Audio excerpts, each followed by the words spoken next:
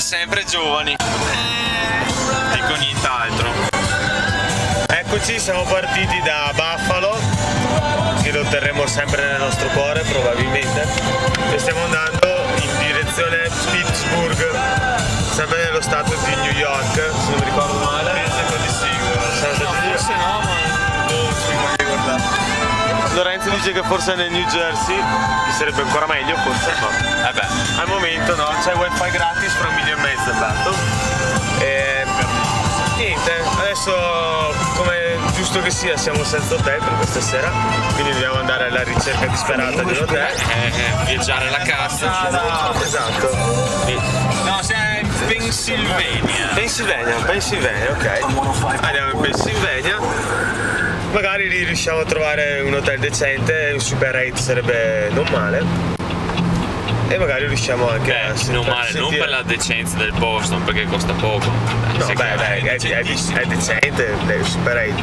Hanno anche le facce al bar. E su questo non diciamo più un cazzo e lasciamo stare. Anche a Boston però sono faccials e massage. Comunque, tanto per cambiare, stiamo guidando ancora nella foresta. L'autista teppista serve quello. Dai, sfigato perché vuoi. Metto al servizio della squadra, che sono umile. Sì, perché dopo dormi quando arriviamo. Bene, cazzate. Bene, dai. Vi salutiamo, abbiamo fatto un video di te che dormi finito su YouTube ieri sera in Ricchione. E quindi basta, insomma, questo è dove devi girare. Eccoci. Arriviamo nell'area di servizio dell'Angola, dove c'è un McDonald's.